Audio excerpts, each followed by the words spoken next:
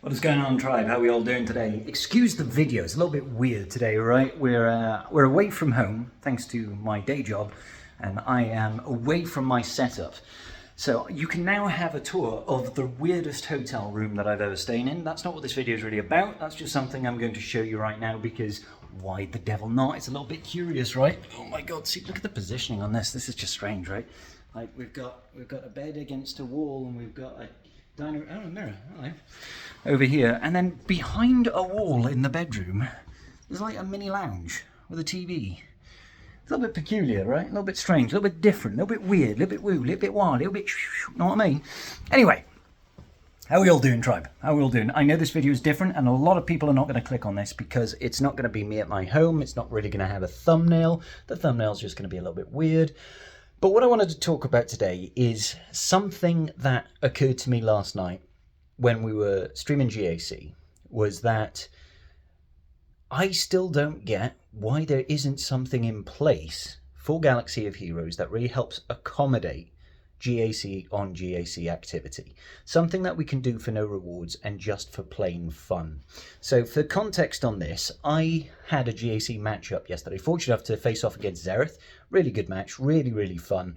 And it was that communication that I was having with Xerath, with us trying to sort of arrange to do a simultaneous stream. We could do attack by attack and make a bit of a spectacle of it, right? Get people involved, get people excited, because you get to have a big matchup like that. That's a lot of fun, right? And it brings a lot of attention to the game.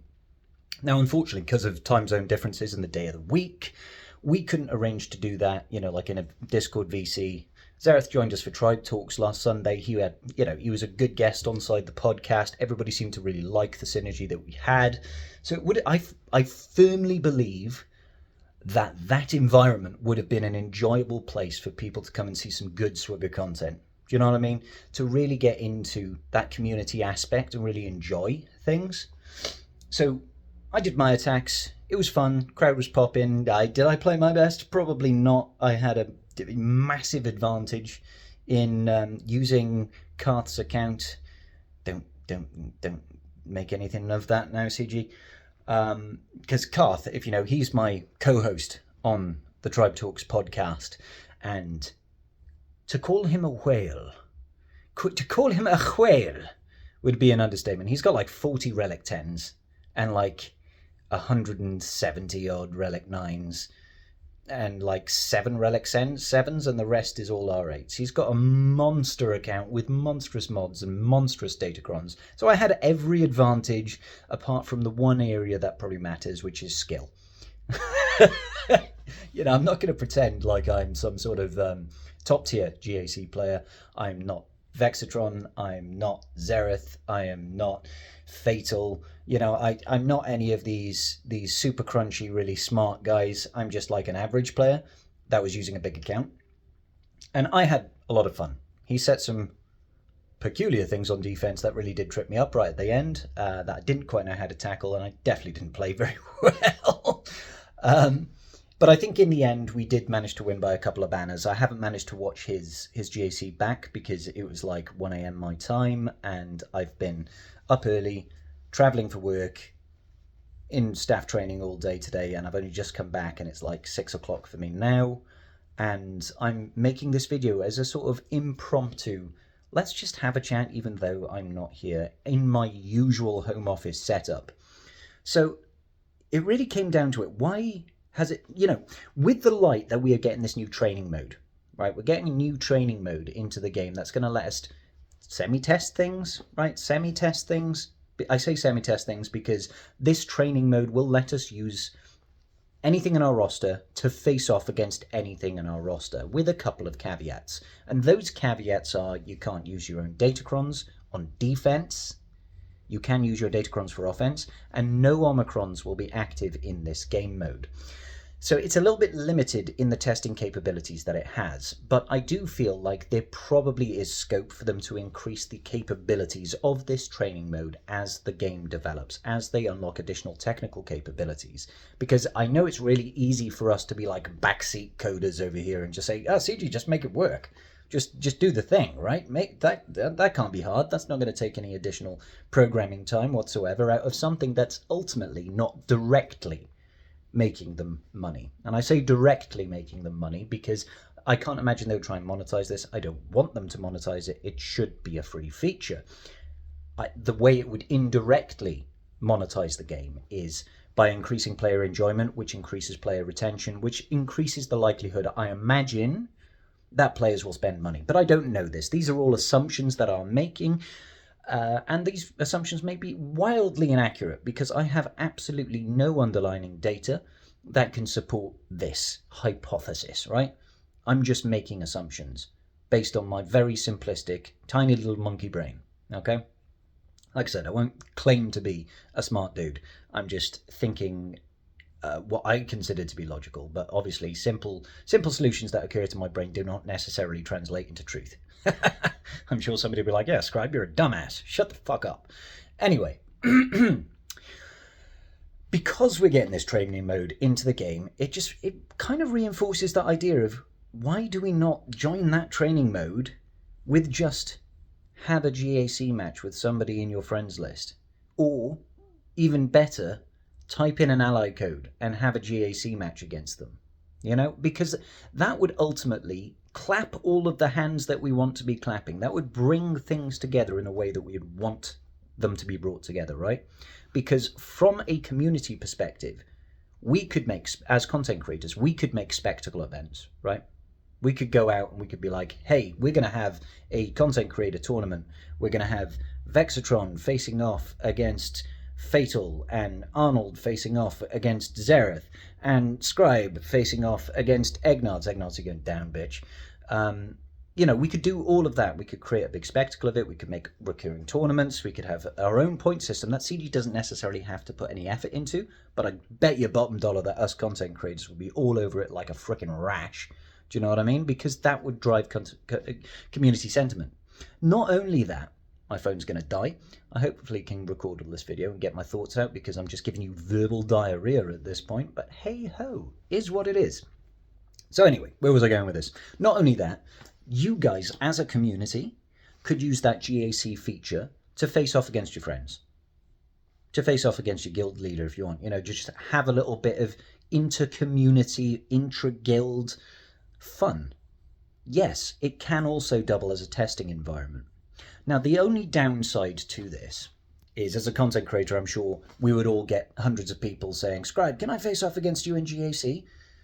Xerath, can I face off against you in GAC? And it would be incessant. It would be kind of like roster reviews. You know how everybody wants a roster review, and I'm one of the content creators that's like, guys, roster reviews are boring. Please don't make me sit down. I do this because I enjoy it. I do content because I enjoy it, and roster reviews are not enjoyable. They're not. They're really. I don't know how some content creators can sit down and do roster review after roster review after roster review for like 6 hours. I'm like, dude, do you not want to pull your own eyeballs out because you're giving the same advice to like 40 people? I understand why individuals like roster reviews. I do. I get that. It's fun, right? It's fun to have somebody look at your roster and give you candid feedback. I get that. I get the appeal. I just don't get the appeal to do it for 6 hours. That's not fun. So yeah, that's my opinion. I feel like that that would be the new thing. Instead of roster reviews, it would be challenge your content creator as a gag thing. And I guaranteed if that happened, people would be making money off it. It would be like, yeah, if you want to have a GAC match, you're going to have to put $10 down and you can face off against somebody. Now, I'm not saying that's what I would do, but because honestly, GACs take a while.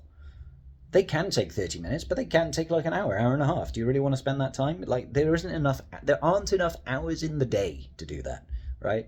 And some people, frankly, would not stand hope in hell. You've got like a 3 million account going up against a 16 million account. It's going to go one way and one way only.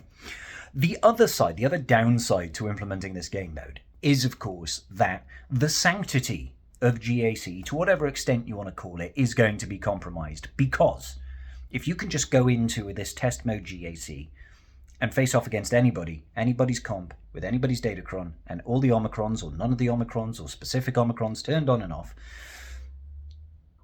there is no reason why you should ever drop a GAC battle outside of the game crashing, right? Because you could just test every single encounter to the nth degree beforehand, right?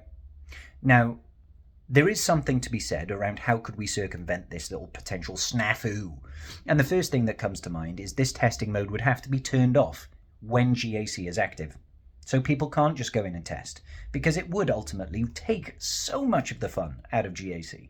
When we had Xerath on Tribe Talks recently, I spoke to him and I propositioned him. I said that I feel like Swigger.gg, as useful of a tool as it is and how embedded it is in the community right now, when it comes to researching counters and what our opponent sets, it is an invaluable tool, but I do feel like it has taken some of the fun out of GAC.